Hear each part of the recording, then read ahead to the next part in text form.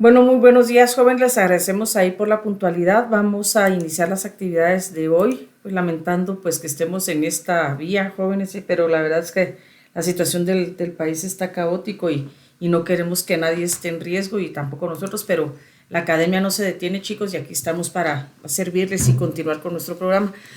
Según lo programado, pues hoy vamos a tener la lectura del ejercicio número 3. Ustedes ya lo tienen ahí compartido en Classroom. Espero que le hayan dado una revisada.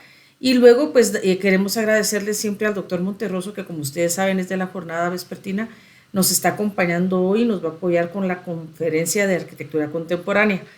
Con este contenido de arquitectura contemporánea estaríamos prácticamente ya terminando el contenido propio del diseño arquitectónico 4. Como ustedes saben, pues hay una metodología que es la metáfora conceptual, que de alguna forma ustedes ya la empezaron a usar, y pues ahora le vamos a meter este nuevo ingrediente que es la aplicación de arquitectura contemporánea. Sumado a esto, pues ustedes saben que es excepcional el ejercicio que van a trabajar porque es un ejercicio que no es en Guatemala, y para eso va a ser muy importante el apoyo del doctor Cayen, quien ha sido quien lo ha gestionado. Y al terminar la... Buenos días, doctor. Gusto de saludar. Qué bueno que ya está por acá. Y al terminar la charla del doctor Monterroso, entonces le vamos a dar la palabra al doctor Cayen para que le demos lectura al ejercicio, y pues si en algún momento hay alguna pregunta de parte de ustedes, pues la podamos resolver, ¿verdad? Estoy grabando la sesión, quiero que lo sepan, porque la charla del doctor Monterroso va a ser compartida con los estudiantes de la jornada vespertina, ya que por la situación del país ellos todavía no han tenido la oportunidad de exponer sus trabajos. Imagínense, así de atrasados vamos, pero tenemos que ir solventando esos retrasos de alguna forma, entonces ellos van a presentar hoy, ¿verdad? Bienvenido, doctor Monterroso, muchísimas gracias por el apoyo y lo dejo en el uso de la palabra. Muchas gracias, doctora. Voy a empezar a compartir mi pantalla entonces.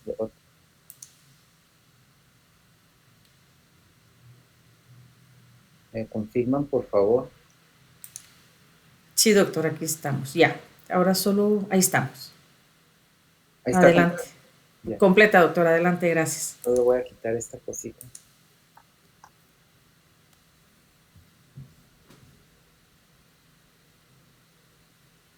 Ahí estamos.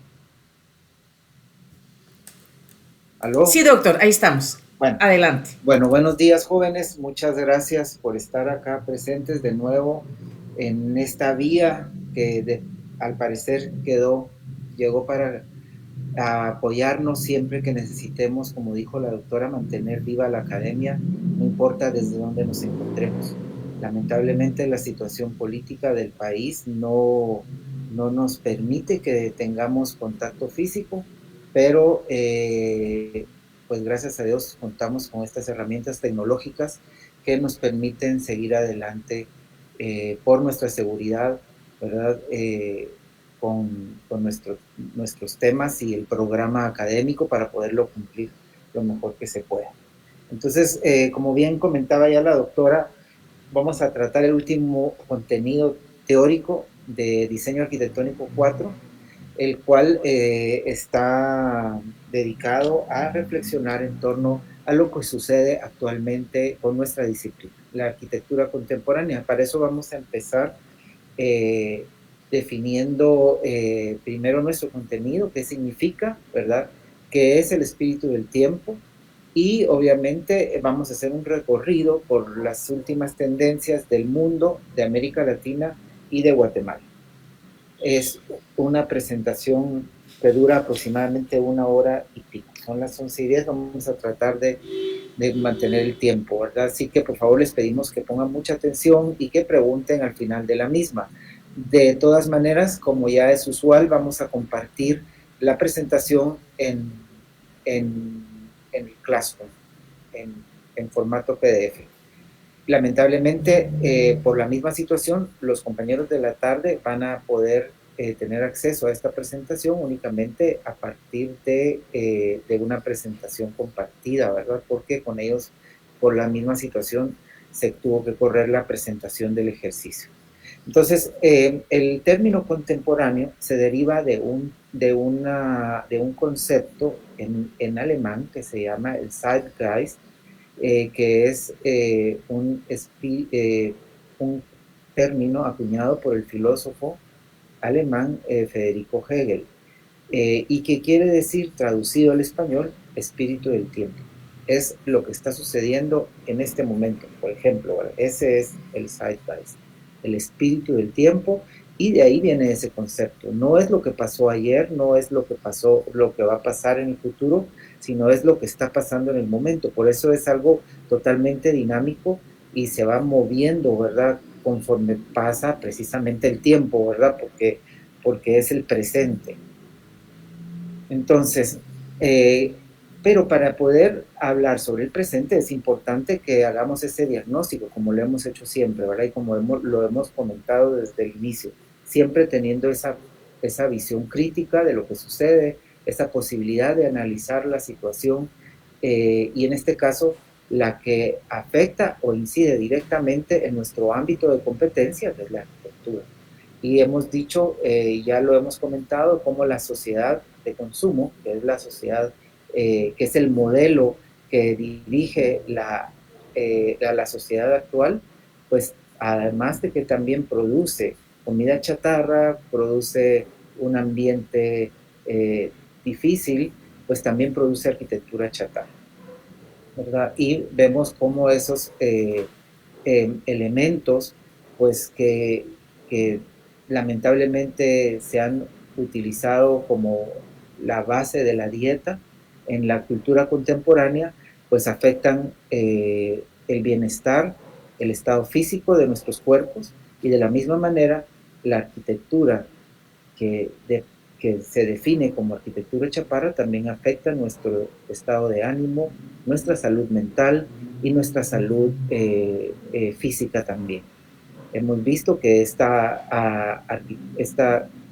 modelos económicos que están basados en el extractivismo para producir materias primas, en la explotación de los recursos naturales, pero también en la explotación de otros seres humanos, pues producen este tipo de efectos. Hemos visto también con mucha preocupación cómo la falta adecuada de un manejo adecuado de todos estos de todas estas consecuencias, como la generación de los desechos provenientes de una cultura de consumo masivo, pues genera también otro tipo de impactos negativos en el ambiente, como los incendios que se dieron precisamente al inicio de esta semana, eh, por el tema del incendio en el kilómetro 22 en el vertedero de AMSA.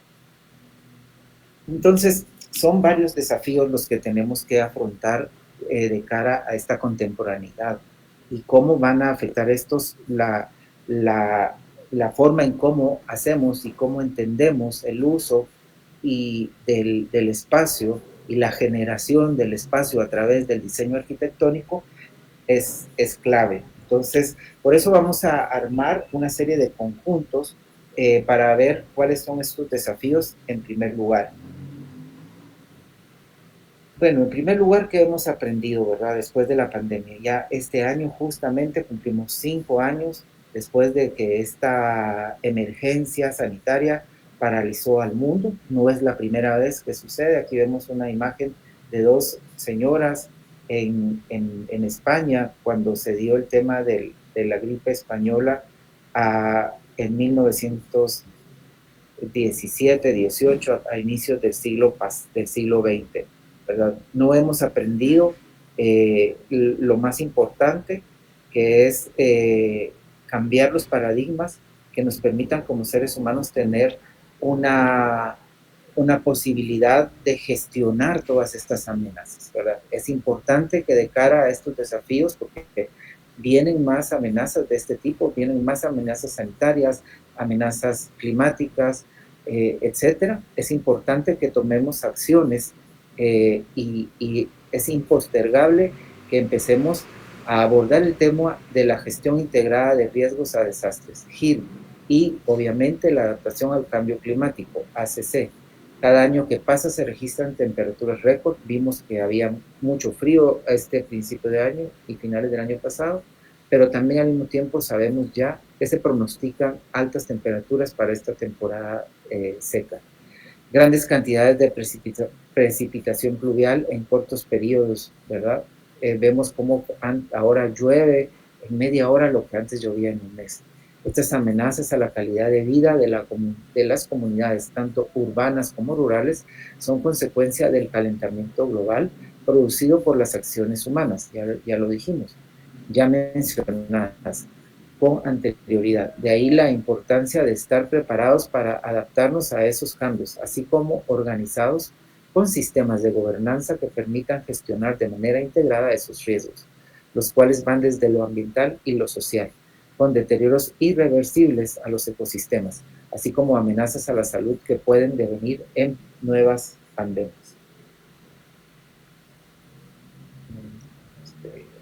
Este es un video que no sé por qué no me lo corrió. Otro gran desafío es lo urbano y sus dinámicas. La movilidad, los recursos energéticos, la gestión de residuos son desafíos que no se pueden ignorar más. En la actualidad, la población mundial superó los 8.000 millones y de ellos más del 70% habitan en centros urbanos de tamaño pequeño, mediano, hasta las megalópolis. Sin duda, últimamente hemos visto con mucha preocupación cómo eso afecta también a nuestra área metropolitana. Hace unos días era el tema de los recolectores que se niegan a, mal asesorados por otras fuerzas, a finalmente clasificar los desechos. Eso ocasiona problemas de movilidad precisamente por una falta de planificación que desde el gobierno central, las autoridades legislativas y todos son responsables porque no han podido legislar en favor del beneficio de todos a partir de una ley de ordenamiento territorial que permitiera esa adecuada gestión de las dinámicas urbanas, ¿verdad? Entonces, siempre tenemos que ser críticos y siempre tenemos que ser radicales, tenemos que ir a la raíz del problema. La raíz del problema es la falta de planificación y definitivamente es una falta de planificación consecuencia de una falta de voluntad, no solo de las autoridades, sino también de las élites que dirigen el país. Eso ha ocasionado, obviamente, como ya lo hemos platicado, que el 98% de la población, no solo en Guatemala, sino en el mundo, no tenga acceso a un arquitecto, ¿verdad? Ya lo dijimos la vez pasada, comentábamos este hecho, solo el 2% de la población puede pagar un arquitecto. Y esta es la emblemática imagen de Frank Gehry cuando llegó a recibir el premio Príncipe de Asturias en el 2014, hace más de 10 años ya, cuando él, después de un vuelo transatlántico, los reporteros lo empezaron a acosar con preguntas y todo, y él ya molesto dijo, miren, déjenme de fregar si solo el 2% realmente hacemos arquitectura, porque el resto de la arquitectura en el mundo se hace de manera libre. Y ese es un dato importante porque también deja en evidencia la falta de gestión que nosotros mismos como arquitectos hemos tenido. Por eso es importante que el arquitecto, pero eso tiene que surgir de nosotros mismos, recupere ese rol protagónico en la sociedad, el cual ha sido asumido por los desarrolladores inmobiliarios, que definitivamente en su mayoría no son arquitectos. Entonces, otro de los grandes desafíos es precisamente esos grandes flujos de migraciones que se dan, ¿verdad? Todos los desafíos de la contemporaneidad están conectados, eso es otra cosa, es otro aspecto importante. Como ya hemos dicho, todos estos análisis se hacen desde el tema de lo complejo, entendiendo que todo es un sistema en conexión, es un sistema conectado entre sí. Es así como se desencadenan otras dinámicas como las migraciones como consecuencia de los conflictos sociales, geopolíticos, sequías, inundaciones o la desigualdad económica. Hoy más que nunca lo vemos con mucho más preocupación por esa situación que se está dando en los Estados Unidos, ¿verdad? Por naturaleza o espíritu de sobrevivencia, los seres humanos buscarán cómo mejorar las condiciones. Ello puede implicar migrar hacia otros lugares si ello es necesario. El ser humano siempre, además de que inicia de manera nómada, cuando finalmente se asienta, esos asentamientos fueron siempre móviles. Esos flujos de personas que van en busca de alcanzar el ideal de vida, por ello en Europa el fenómeno se da desde África y en Norteamérica desde el sur del continente, ¿verdad? Y lo mismo pasa y sucede en Asia. Entonces vemos con mucha preocupación cómo estas personas, en una búsqueda legítima de mejorar sus condiciones de vida, pues generan estos flujos, ¿verdad? Y eso definitivamente también incide en cómo entendemos el espacio, las ciudades y cómo entendemos el concepto de habitar. Y por otro lado, la cuarta revolución industrial, la inteligencia artificial, ante el surgimiento de aplicaciones que prácticamente resuelven todo o manejan millones de datos en segundos, más allá de los auxiliares automatizados como Alexa o Siri, aplicaciones como Chat, GPT, Gemini y otras ponen sobre la mesa el debate sobre el rol de la academia tradicional y sus docentes, ¿verdad? Generando este tipo de propuestas eh, que podrían contribuir a los procesos creativos, pero definitivamente no se queda ahí y surgen conceptos nuevos como el cuarto espacio o como se le ha llamado en inglés, fourth spaces, where the boundaries of home, work, online and community meet and dissolve, donde las fronteras entre el hogar, el trabajo y el espacio virtual en línea y la comunidad se encuentran y se disuelven. Ese es un concepto totalmente nuevo, generado en enero del 2025, por eso no existe todavía su traducción al español. Ahorita hemos hecho una traducción libre, pero surge a partir de un análisis del sociólogo Ray Oldenburg, quien en los años 80 definió el término tercer espacio. El tercer espacio para Oldenburg era ese espacio entre el espacio de vivienda y el espacio de trabajo, ¿verdad? Y existía ese otro espacio en donde se daba ese otro tipo de convivencia comunal, como el espacio público, los bares, las librerías. Este espacio empezó a tener sus primeros problemas, primero por el tema de la pandemia, y luego porque al regresar de la pandemia, estos espacios y las generaciones también cambiaron. Entonces, eh, empresas como espacios donde empresas como estas grandes cadenas de alimentos trataron de asumir esa, esa, ese espacio, ¿verdad? Valga la redundancia. Eh, espacios como el Macafé, esos lugares donde se encontraban para tomar café. Sin embargo, la misma pandemia también dio lugar a que se consolidara el tema de la tecnología de la información y permitió el trabajo en línea y también se potencializa y se consolida el concepto de espacios virtuales, ¿verdad? Y es lo que va a dar lugar a ese otro cuarto espacio, ¿verdad? Sin embargo, en la actualidad, ese cuarto espacio ya ha dado como consecuencia que surjan estos otros conceptos, como Fagital, que es un espacio que reúne los dos conceptos, el espacio digital y el espacio físico, y surge precisamente después de lo que decíamos de la pandemia y conceptos que ya se habían consolidado antes de la pandemia, como el coworking, pasan a otro tipo, a otro nivel, ¿verdad? Hay otro tipo de convivencia, ¿verdad? Todas, como decíamos, esas fronteras se disuelven, dado también que se da un cambio generacional. Antes de la pandemia todavía prevalecía mucho el, el, los aspectos culturales de la generación X. Ahora son las nuevas generaciones, la generación Z, los millennials, los que están definiendo estos nuevos términos de convivencias porque sus patrones de conducta y sus preferencias han cambiado, ¿verdad? Digamos, las nuevas generaciones están más habituadas al trabajo a distancia, están más habituadas a no establecer compromisos, ya no se casan, ya tampoco radican permanentemente en una sola ciudad, pueden estar trabajando a distancia, hay otros tipos de convivencias, ¿verdad? Generalmente no es como antes, digamos, como en la generación X, como nuestra generación, que teníamos trabajos, por ejemplo, en mi caso yo tengo ya casi 40 años de trabajar en la universidad, eso ya no se va a dar más.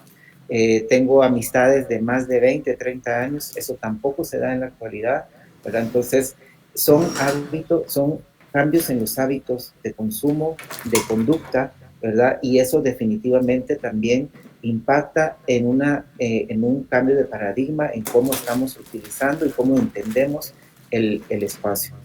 Y de la misma manera del Fagital, de ese espacio que reúne esas experiencias digitales y físicas, también lo que se está buscando es una nueva conexión humana entre nosotros mismos y entender esa conexión humana entre los seres humanos y la inteligencia artificial, ¿verdad? Eso ha derivado en que se entienda también la importancia de esos nuevos espacios que surgen de la arquitectura social y descentralizada. ¿Por qué? Porque esos espacios de la inteligencia artificial, esos espacios de las redes sociales, esos espacios que generan esas otras experiencias espaciales virtuales, están siendo dominados por las grandes empresas de tecnología y por ende han sido privatizados, porque hay que pagar una membresía para poder utilizar esos espacios.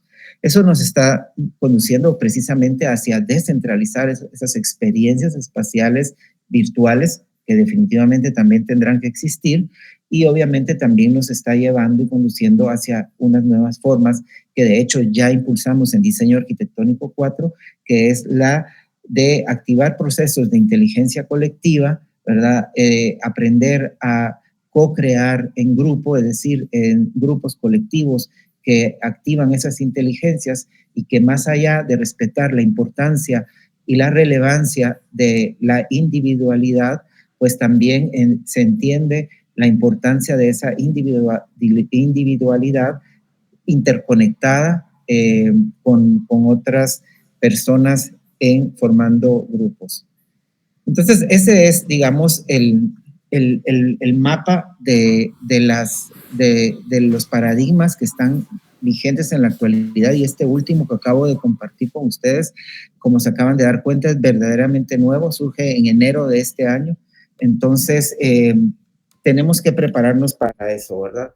Y por supuesto que para eso es importante que reflexionemos, insisto, de una manera crítica, ¿verdad? De una manera radical, ver de dónde surge el problema.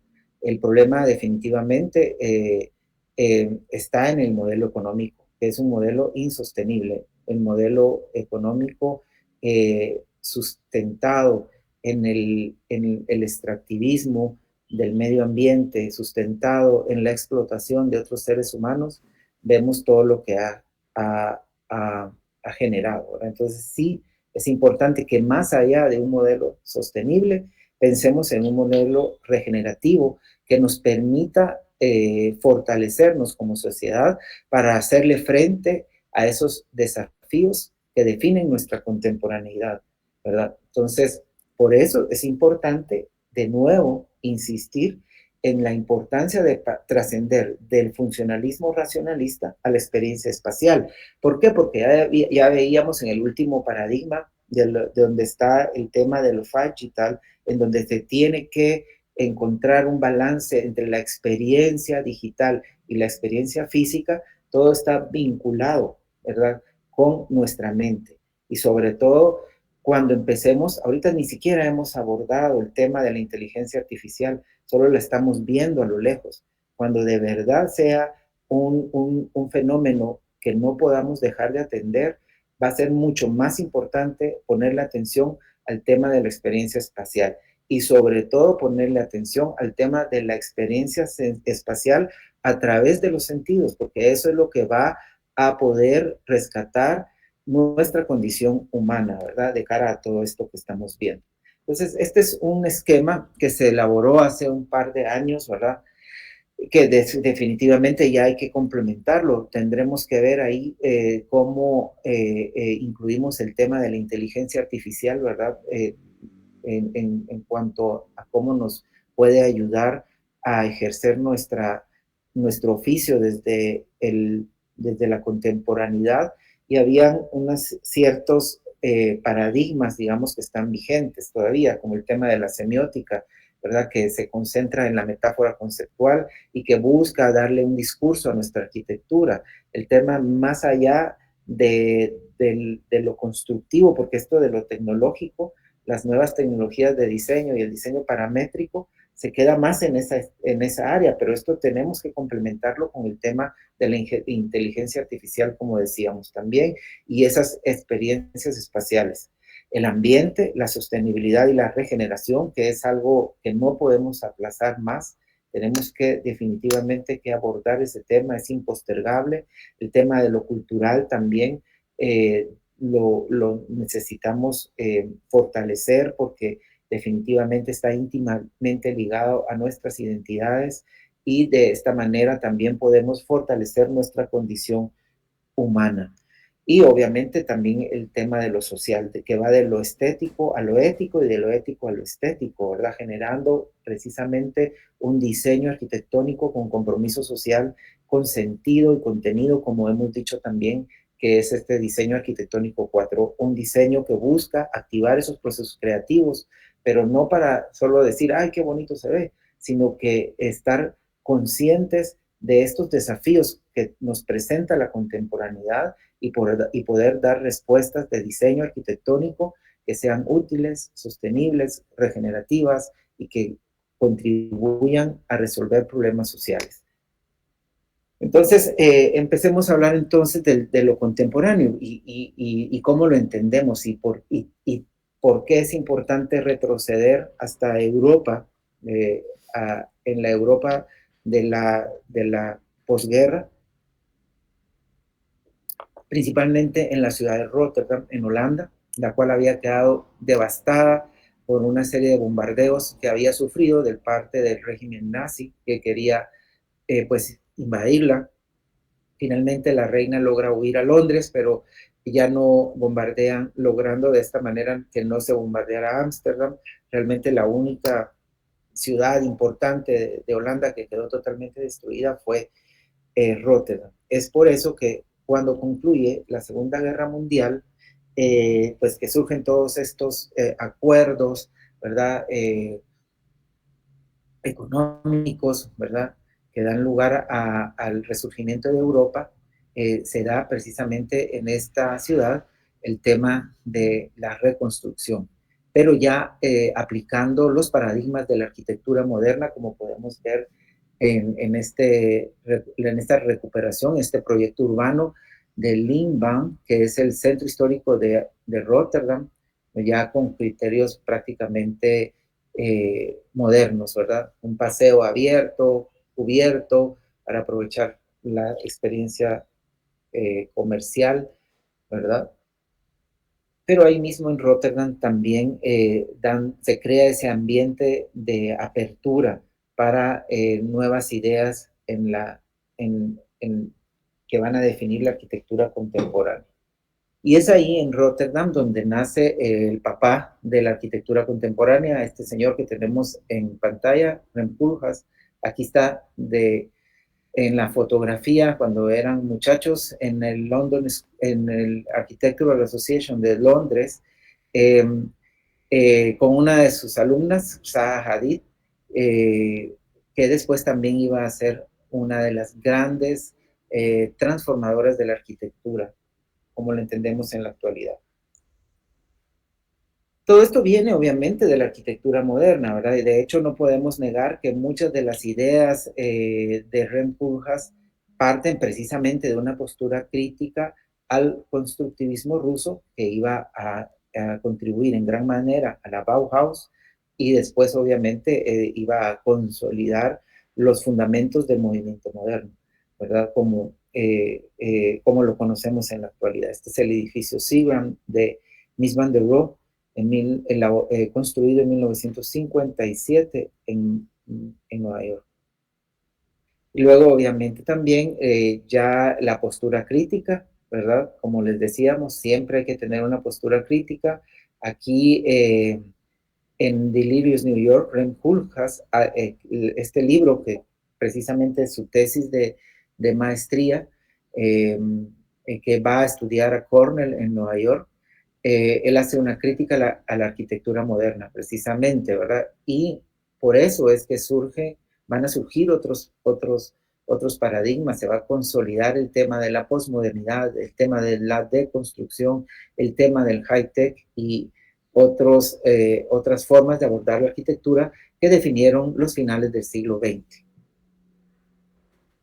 Pero realmente la postura de Rem Koolhaas, era continuar con aquellos postulados del movimiento moderno que podrían ser tomados y que podrían tener vigencia todavía, pero no siguiéndolos de manera dogmática, es decir, no siguiéndolos al pie de la letra, no siguiéndolos de manera de poner en un pedestal las teorías de Le Corbusier o de Mies van der Rohe, de Walter Gropius, sino criticando esa ortogonalidad, criticando ese funcionalismo racionalista, y por eso lo vamos a ver definitivamente como este constructivismo ruso que se origina en el BQT+, y que, como ya comentamos, influencia en gran manera la escuela de la Bauhaus, es abordado de una manera crítica por el mismo Renfrew. Así, por ejemplo, en el Kunsthal,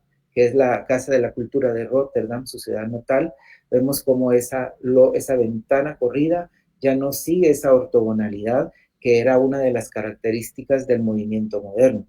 Y vemos precisamente cómo ese graderío del auditorio va a ser evidente en la fachada.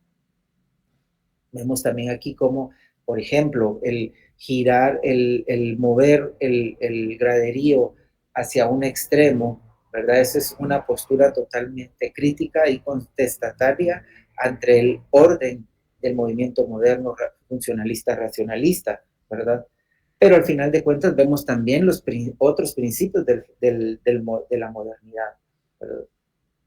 Vemos esa planta elevada sobre pilotes, pero obviamente son columnas que posiblemente de una manera crítica ya no están levantadas de manera ortogonal, sino de una forma inclinada, definitivamente en una postura totalmente beligerante ante el orden clásico de la modernidad que promulgó la escuela moderna. Lo mismo va a ser su alumna estrella, ¿verdad? Zaha Hadid, ¿verdad?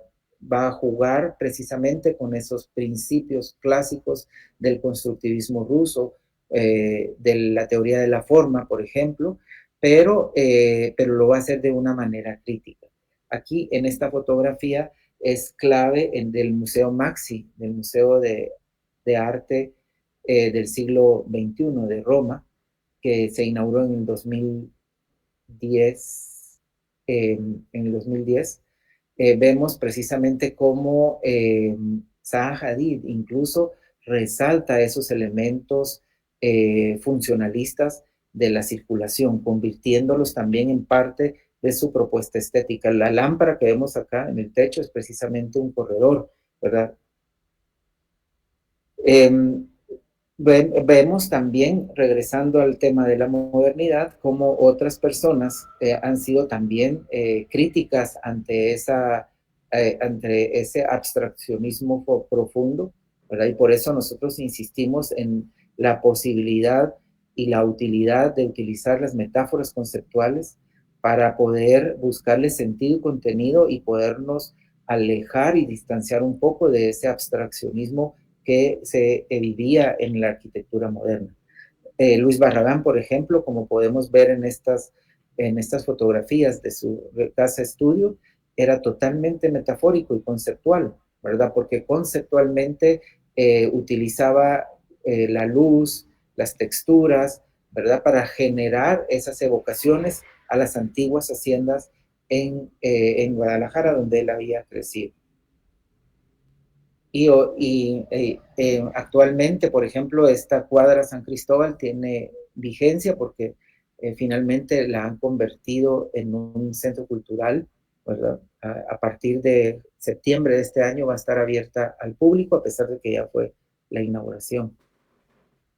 Y nosotros obviamente también tenemos esa búsqueda de esa contemporaneidad con sentido y con contenido. Ya lo hemos multicitado y lo vamos a seguir citando durante mucho tiempo, cada vez que sea necesario. Esa capacidad intelectual que tuvieron los grandes fundadores de nuestra escuela y facultad de arquitectura, en donde vemos acá el edificio de rectoría, ¿verdad? Una interpretación totalmente contemporánea, con sólidas referencias culturales del lugar, ¿verdad? Como ya lo hemos explicado en otras ocasiones, a partir de la metáfora conceptual, ¿verdad? Como ya lo he comentado, cuando el rector, el doctor Carlos Martínez Durán, un verdadero rector, era el rector de la universidad, pues era muy amigo de André Malraux, el primer ministro de Cultura de Francia, y pues él invitaba a los estudiantes de la Escuela de Arquitectura de París a que vinieran a conocer cómo los arquitectos latinoamericanos podían interpretar su cultura e interpretarla de manera contemporánea, produciendo arquitectura relevante. Imagínense cómo en esa época la gente de Europa venía a América Latina a ver qué era lo contemporáneo. Pero lamentablemente ahora no es así. Después se dan de estas expresiones modernas que buscan verdaderamente lo contemporáneo a partir de lo crítico, se dan estas otras expresiones postmodernas que se van más por la imagen. Por eso es que a lo anterior se le conoce con el término de regionalismo crítico, y a esto va a ser el postmodernismo que está basado en la imagen, ¿verdad? Vamos a ver desde esas expresiones en Walt Disney, en Disney World, hasta estas otras acá que parecen más un un parque temático de diversiones, ¿verdad? No hay mucha diferencia entre la una y en el otro, ¿verdad? Hay muy poco análisis conceptual, hay muy poca propuesta con fundamento, ¿verdad? Y realmente no representa el espíritu de su tiempo, sino que se enfrasca en la búsqueda de tiempos pasados, añorando realmente situaciones que no nos permiten avanzar como sociedad. Entonces, entremos al tema ya de la arquitectura contemporánea. Ay, no, estos videos no los tengo. Bien, veamos este video.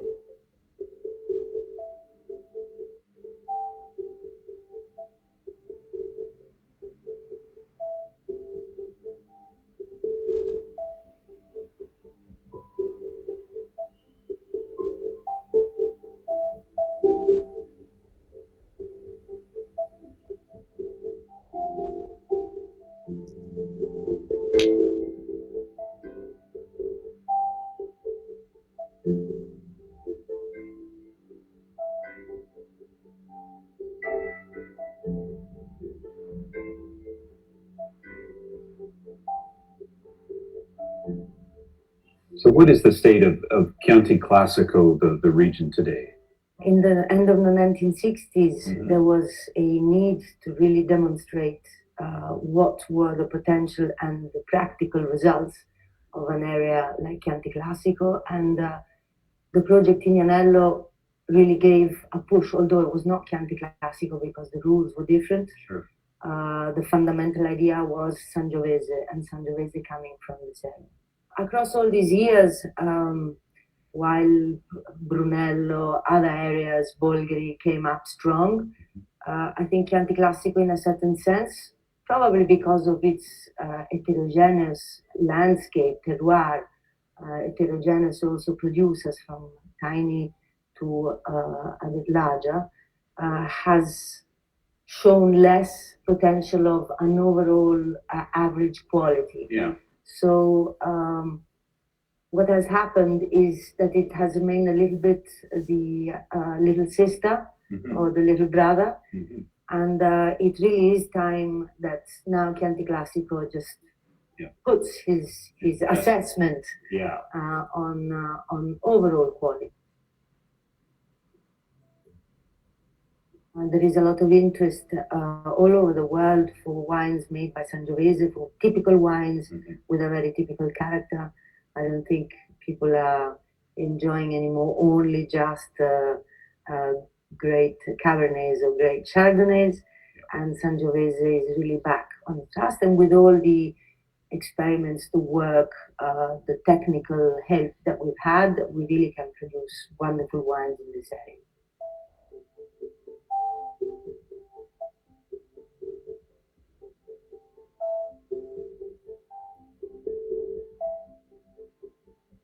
You've really built a fantastic place. What is your hope when people come here to visit Antinori? What do you hope they take away from their visit? It is a mix of wine aspects and terroir aspects projected to the future. So one of the reasons why we wanted to have consumers come and visit is that nowadays through the internet you get all the information that you want. Right. But then they miss the real thing. So this is why we wanted them to open our doors, because we were not open to the public. So what at the end we want the people to understand is, first of all, obviously the quality of our wines, the quality of the wines of Chianti Classico, then our history, because we have quite a long history that we can explain and talk about. And then a general feeling of beauty, of architecture, of simplicity, of essence, but of solidity. The fact that here we used all local materials, the cotto from Impruneta, the Corten, which is mainly colors of brown. It really, there is nothing striking, but everything is very elegant in a certain way. But I think it's working quite well, because it's working very well as the cellar, which is fundamental, good as headquarters, and lots of people come and see it, and I think they like it.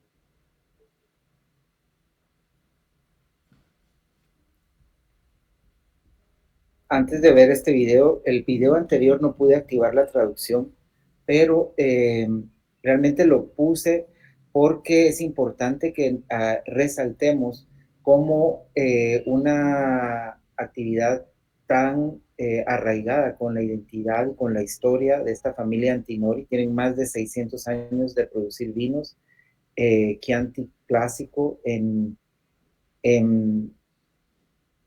Italia, se puede expresar de una manera tan contemporánea y tan pensando en el tema de la regeneración y de la sostenibilidad, tomando en cuenta precisamente esos aspectos históricos que definen no solo a la firma, sino también tomando en consideración elementos referentes, ¿verdad? Como el color de la tierra, tan típica de la Toscana en Italia, ¿verdad? Entonces es clave que tomemos en cuenta esos conceptos, ¿verdad? Y que los vamos a identificar. Ahora este otro video corto también de estos dos arquitectos. Arquitectos en 2 minutos. Lacaton y Vassal. Anne Lacaton nació en 1955 en Francia y Jean-Philippe Vassal lo hizo un año antes, en Marruecos. Ambos se conocieron cuando estudiaban arquitectura en Burdeos, seguramente en alguna de esas asignaturas que te piden que trabajes en equipo y en las que te quedas trabajando toda la noche sin dormir. Cuando consiguieron el título, se trasladaron a Níger, un lugar de recursos escasos que les obligó a observar con otros ojos. Allí edificaron su primer proyecto, una choza de paja. Fue construida con ramas de arbustos y terminó cediendo al viento 2 años después. Esto supuso un hito en su formación. A partir de ahora se preocuparían por transformar antes que derribar. Querían hacer más y mejor con lo que ya existía, porque demoler es siempre la opción fácil. Destruyendo lo ya construido, estás desperdiciando energía, materiales y un pedacito de historia en sus habitantes. En 1987 fundaron su estudio en París, centrándose en el desarrollo de vivienda social, pero no de cualquier manera, readaptando edificios ya existentes a través de materiales económicos. ¿Por qué es tan importante que en 2021 les hayan otorgado el premio Pritzker? Porque con el galardón se está mandando un mensaje a la sociedad y al resto de compañeros de profesión de que quizás haya que olvidarse de esos cacharros gigantes que despilfarran dinero y que solo consiguen likes en Instagram. Porque la situación del planeta es tan delicada que no podemos no ser sostenibles. Esto se entiende conociendo su obra, ya que llevan 30 años construyendo con lo mínimo y buscando soluciones a grandes problemas energéticos. En 1993, los padres de la Catón querían ampliar su casa de verano, pero tenían poco dinero, así que propusieron agrandarla como los invernaderos de la zona. Así, en invierno, el sol calefactaría el nuevo espacio y rebajaría la factura energética, y en verano podría abrirse para ventilar y aprovechar la sombra generada. Aumento de espacio a un coste muy bajo. 3 años más tarde, el Ayuntamiento de Burdeos les pidió embellecer la Plaza León Aucoq. Los arquitectos se presentaron allí para entender el lugar y hablar con la gente que la utilizaba. ¿Y a qué conclusión llegaron? Entregaron al ayuntamiento un informe diciendo que la plaza funcionaba perfectamente y que solo tenían que gastarse el dinero en limpiarla más a menudo, porque no necesitaba nada más. En 1998 construyeron una vivienda en Cap Ferret sin apenas tocar el lugar. De hecho, algunos de los pinos atraviesan los forjados de la casa para no tener que talarlos. En 2012 reformaron en París el edificio del Palais de Tokio. El presupuesto lo dedicaron a ampliar 20.000 metros cuadrados de la zona expositiva y prefieren no enyesar ni pintar los muros de obra, dejando las instalaciones listas para ahorrar dinero. Algo parecido al Centro Pompidou, iniciando una moda que ha llegado hasta nuestros días. En 2017 transformaron 530 viviendas en Burdeos de una manera muy peculiar. Por el mismo coste de aislamiento al que obliga la nueva normativa, generaron una nueva fachada que las ampliaba a 20 metros cuadrados, mediante una galería interior. Así, consiguieron cumplir normativa aumentando cada vivienda con una estructura autoportante, levantada en 2 semanas y sin desplazar a sus inquilinos. Parece mentira que hayan tenido que llegar la Catón y Basal para enseñarnos que el uso que se hace del dinero en arquitectura es tan importante como el contexto o la forma que tiene el edificio. A través de sus ideas han demostrado que con muy poco es posible mejorar las ciudades donde vivimos y que la sostenibilidad no es más que un equilibrio entre la economía, el medio ambiente y las personas que lo habitamos. ¿Qué otros arquitectos o viviendas te gustaría conocer en 2 minutos? Deja tu propuesta en los comentarios y nos vemos en el próximo capítulo.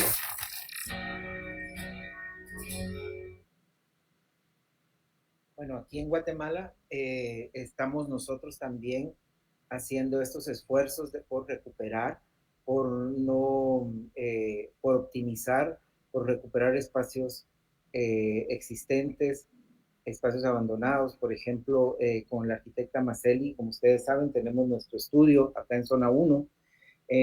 Durante 18 años estuvo ubicado en este edificio, el edificio Panam, el cual estaba deshabitado en un 80%. Cuando nosotros llegamos, se empezó todo un proceso de recuperación, el cual coincidió con la recuperación de la Sexta Avenida, y en la actualidad el edificio está prácticamente ocupado por completo. Y toda nuestra propuesta de diseño siempre es buscando la sostenibilidad, buscando la reducción de el reciclaje y la reutilización de materiales. En la actualidad, precisamente en abril del año pasado, nos mudamos a esta nueva sede, siempre en Zona 1, el Centro Histórico. Estamos en el 8º nivel de este edificio, el emblemático edificio Clínicas Médicas, diseñado por el arquitecto Raúl Minondo, de los creadores del Banco de Guatemala y del edificio de rectoría que tanto hemos mencionado. Esta es una fotografía del estado original de cuando era la sala de dibujo. Es posible que en esta mesa de dibujo se haya diseñado precisamente parte del Banco de Guatemala o el mismo edificio de rectoría que conversábamos. Actualmente, a partir de desde 1958 hasta 1976, aquí se ubicaron las oficinas del arquitecto Raúl Minondo. Cuando se forman la sociedad Minondo y Giseman, y después del terremoto de 1976, se trasladan a la Plazuela España, donde trabajaron hasta prácticamente la muerte del arquitecto Minondo, y el arquitecto Giseman aún todavía continúa con vida y sigue ejerciendo, pero ya no está tan activo como antes. Después del 76 se convirtieron en clínicas médicas, tabicando todo el espacio. Es uno de los primeros espacios que cuenta con, si no el primer espacio, con un jardín en la azotea, que es una de las tesis del movimiento moderno. Este espacio realmente es un verdadero manifiesto de la arquitectura moderna. Pueden ver ustedes sus muros cortinas, su terraza jardín, su planta libre, y además que está coronado por esta emblemática cubierta construida por el ingeniero Mauricio Castillo Contó, quien era el representante en Guatemala de Cubiertas ALA, la empresa fundada por el arquitecto español mexicano Félix Candela.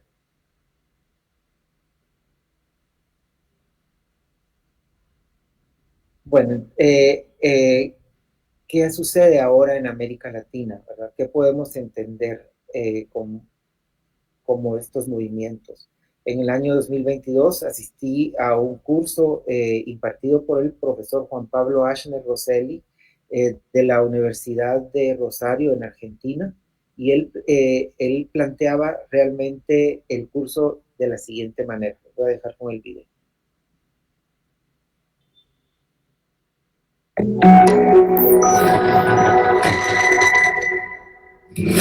Bienvenidos al curso Arquitectura Contemporánea Latinoamericana de la Universidad del Rosario.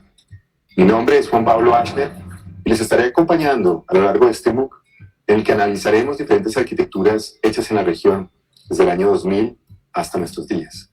No solamente tendrán ustedes la oportunidad de reconocer estos fantásticos ejemplos arquitectónicos, sino también aprenderán la manera de reconocer las diferentes variables y consideraciones que las arquitectas y arquitectos tienen en cuenta al momento de diseñar sus edificios. Este curso está estructurado en 8 módulos. En el módulo 0 hablaremos acerca de la importancia de la arquitectura para la región hoy en día. También les presentaré una herramienta fundamental a lo largo de todo este curso que se llama el ecualizador arquitectónico. Es una herramienta que les permite a ustedes analizar a profundidad cada una de las variables que han sido tenidas en cuenta por parte de los arquitectos y arquitectas al momento de proyectar. En los módulos 1 a 7 hablaremos de las 7 tendencias que mejor caracterizan la arquitectura contemporánea, que son el centro de este MOOC. Comenzaremos hablando de la arquitectura regionalmente caracterizada, que es aquella arquitectura que pone en primer lugar al medio ambiente.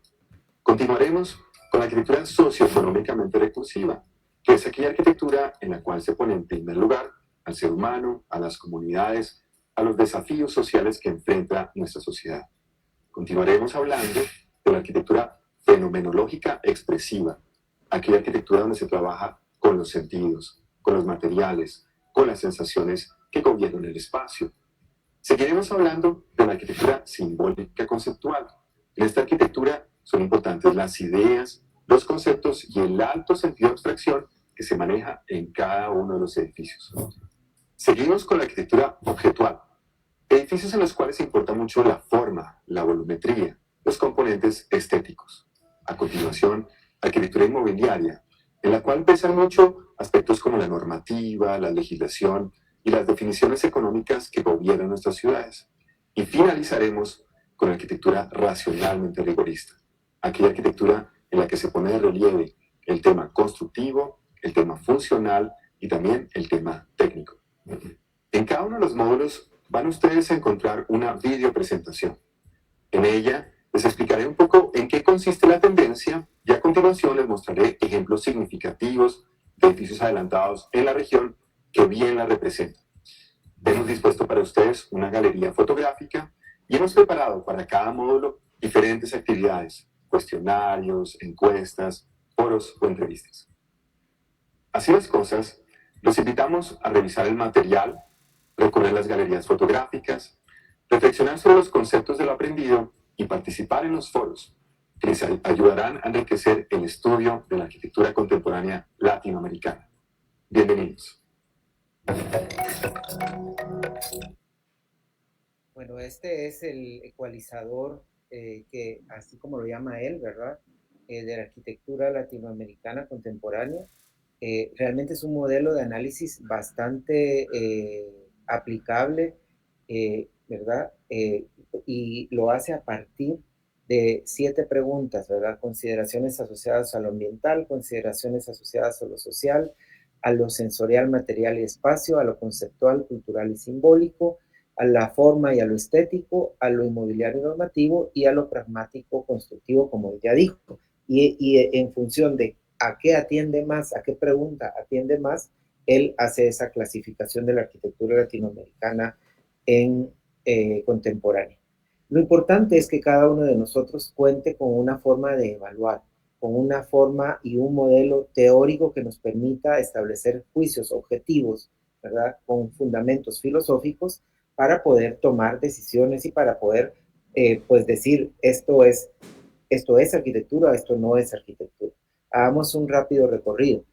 Con estas consideraciones desde lo social, por ejemplo, podemos mencionar la arquitectura de Entre Nos Atelier, liderado por Michael Smith Massis y por Alejandro Vallejo, 2 jóvenes arquitectos costarricenses, como comentábamos la vez pasada, egresados de la Universidad Veritas. Luego Michael va a gana beca en Harvard y estudia su maestría en el Harvard Graduate School of Design. Este es uno de sus primeras obras. Ellos detectan un espacio totalmente deprimido en la zona, en una de las zonas informales más grandes de San José, y ellos hacen todo este proyecto, Cueva de Luz, que es una especie de centro cultural, conservatorio, escuela de música, ¿verdad? Ellos se vuelven en los gestores, y esto es lo que les comentaba, que es hasta dónde debe ir realmente la práctica, el ejercicio de la arquitectura contemporánea y la posibilidad de que el arquitecto recupere el rol protagónico en la sociedad. Ellos no esperaron que los contrataran, sino que ellos hicieron el proyecto, hicieron el análisis, luego también hicieron toda la presentación, fueron a los centros comerciales, visitaron financistas y ellos consiguieron el financiamiento del proyecto por ellos mismos. Por supuesto, como dicen ellos, con sus honorarios incluidos, porque definitivamente tenemos que también como arquitectos cobrar honorarios dignos y justos, ¿verdad? Por nuestra labor, que es una labor intelectual. Este es otro proyecto de la ProFab en Venezuela, ¿verdad? Vean, está muy ligado al proyecto que acabamos de terminar, ¿verdad? Por eso no lo quise comentar, porque realmente esta es una cancha de usos múltiples, sobre todo más que todo de fútbol, pero vean cómo está ubicada, ¿verdad? Está ubicada totalmente en un voladizo, sobre unos pilotes, en un barrio muy deprimido en Caracas. Este es otro proyecto de, del, en el barrio Potosí, que el proyecto se llama Potosí, es un centro cultural pequeño a cargo del grupo colombiano que se llama Arquitectura Expandida, ¿verdad? También es un centro comunitario, ¿verdad? Que propicia precisamente el encuentro de la sociedad en torno a temas culturales, deportivos, ¿verdad? Que también ayudan a la consolidación de la comunidad como tal. Este es otro proyecto más allá del tema social, ¿verdad? Más vinculado al tema de los materiales, ¿verdad? Y fue la arquitecta Cazú Segers de Chile, presenta la utilización de la madera en toda su expresión tecnológica, ¿verdad? Como ya hemos dicho en otras ocasiones, tanto Chile como Guatemala son países productores de madera, solo que Chile sí la ha sabido utilizar desde el punto de vista sostenible y regenerativo como un material que define su arquitectura contemporánea. Recordemos la arquitectura de Matthias Klotz y cómo ahora esa tradición se ve reflejada en la propuesta de Cassius Seger. En la parte más que busca más lo metafórico, esta capilla de San Bernardo en Córdoba, por Nicolás Campodónico, un arquitecto argentino. Ahora vean, totalmente abstracto, sin embargo, el efecto metafórico y conceptual utilizando la luz y la sombra le da verdaderamente ese carácter de capilla a este elemento volumétrico que sin ese efecto pues puede ser cualquier otra cosa. La arquitecta mexicana Fernanda Canales en el Centro Cultural Elena Garro, ubicado en Coyoacán, Ciudad de México, tomando en cuenta precisamente desde un punto de vista contemporáneo. Vean cómo la casa antigua de finales del siglo XIX se respeta y es envuelta, abrazada por este nuevo conjunto dedicado a la que fuera esposa del premio Nobel Octavio Paz, a la escritora también y poeta Elena Garro. En Colombia, el Jardín Botánico de Medellín, por la arquitecta Ana Elvira Vélez. Vean también cómo es importante ya en el siglo XXI el rol protagónico de las arquitectas mujeres, el cual recobra una importancia que no había tenido durante el siglo XX. Vean la utilización en este caso también de un material ya histórico, tradicional, como es el concreto visto. Esto es en Belo Horizonte, en Brasil, Gustavo Perna, Cervecería Walls. Aquí vemos algunos conceptos de la arquitectura de pliegues, ¿verdad? Veamos cómo esa misma banca se convierte en pared y ese mismo pliegue se convierte en techo, ¿verdad? Utilizando también la madera y el metal para lograr ese efecto. Este es otro ejercicio también en Bogotá del equipo Masanti, Bosque de la Esperanza, también bastante vinculado a lo que acabamos de hacer, ¿verdad? Lo que ustedes recién entregaron en estos días. El plan B, arquitectos, el Orquideorama, el Jardín Botánico de Medellín, ¿verdad? Y aquí en Guatemala estas arquitecturas más vinculadas realmente al tema de lo inmobiliario, ¿verdad? Que buscan precisamente optimizar los incentivos del plan de ordenamiento territorial y el plan local de ordenamiento territorial de la Municipalidad de Guatemala, precisamente aquí en Zona 4, y estos arquitectos del SHOAR y este conjunto de edificios cubo, ¿verdad? Que podemos observar en la zona 4 como un proyecto urbano también, además que presenta una cara de Guatemala contemporánea. Por supuesto que tendrá sus pros y sus contras, sus aspectos positivos y sus aspectos negativos, como siempre lo hemos mencionado, ¿verdad? Si ustedes se dan cuenta, si ustedes recorren, por ejemplo, estos pueden ver una serie de circulaciones verticales totalmente mal manejadas. Pueden ver también una serie de apartamentos, por ejemplo, en donde la terraza es más grande que el área útil habitable del apartamento. Y por supuesto, de lo más negativo, el efecto de gentrificación que han generado en la zona 4, ¿verdad? A partir de la presencia de estos grandes proyectos inmobiliarios, ¿verdad? Que también han generado definitivamente una alteración en los precios de los bienes inmuebles, no solo en zona 4, sino en todo el área del corredor central.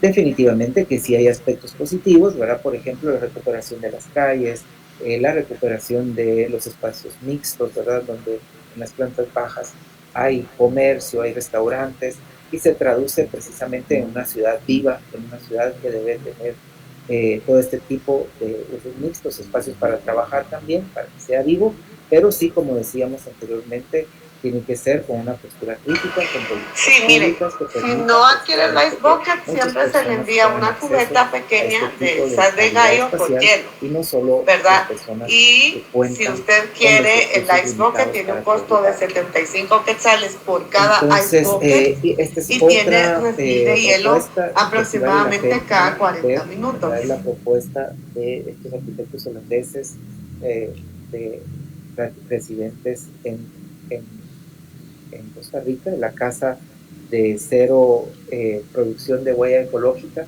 No es que no es cero impacto, porque todo lo que hace el ser humano tiene un impacto en la naturaleza y obviamente en los ecosistemas que ocupa, pero digamos, cuando produce menos contaminación, digamos, en el sentido de emitir contaminantes, etcétera, eh, eh, pues se puede decir que va reduciendo su huella ecológica.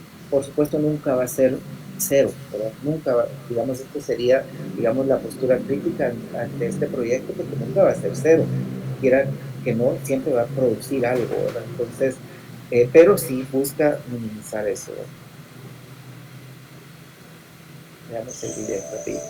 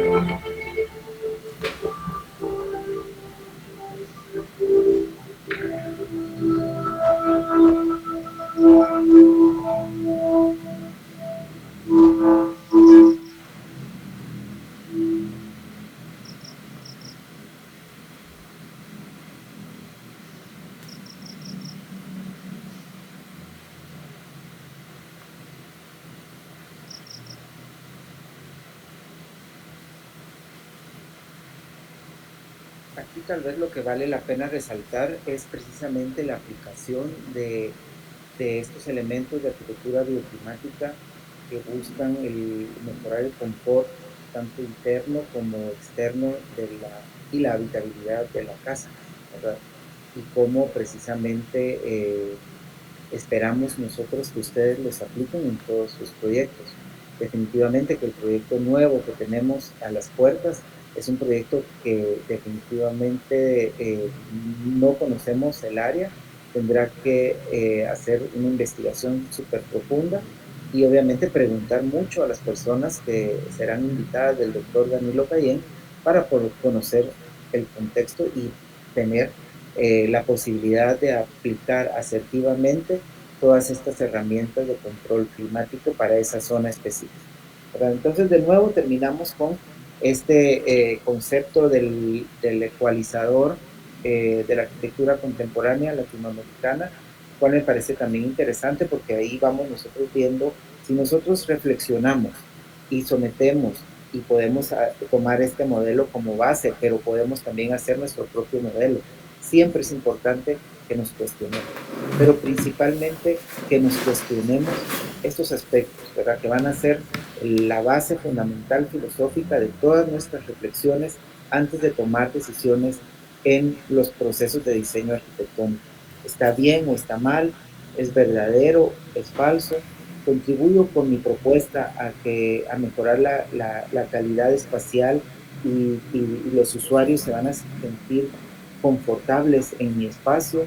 Tengo mis ideas claras a partir de un modelo epistemológico definido y cumplo con mi responsabilidad ciudadana en cuanto a la aplicación de conceptos de diseño arquitectónico que contribuyan de manera asertiva también a mejorar la calidad de vida, ¿verdad? Desde mi punto individual y desde mi dimensión colectiva, desde el espacio privado y desde el espacio público. Asumo una postura filosófica que me permita tomar y entender que las decisiones en el proceso de diseño arquitectónico y entender que la arquitectura contemporánea no solo es una moda, entender que la arquitectura en su totalidad, ya sea la pasada, la presente y la futura, es una postura filosófica y por ende es una cultura de vida. Por ahí me quedo y quedo abierto a sus comentarios y dudas. Gracias por su atención.